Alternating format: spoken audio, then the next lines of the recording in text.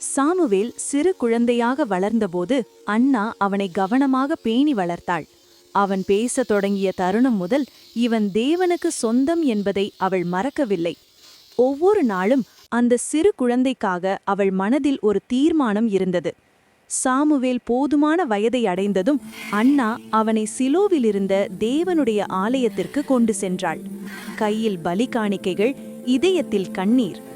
ஆசாரியர் ஏலியின் முன் நின்று, கர்த்தர் எனக்கு இந்த குழந்தையை தந்தார், நான் செய்த வாக்குப்படி இவனை தேவனுக்கே அர்ப்பணிக்கிறேன் என்றாள். அந்த தருணம் அன்னாவுக்கு வலி கொடுத்தாலும் அது நம்பிக்கையால் நிரம்பியது.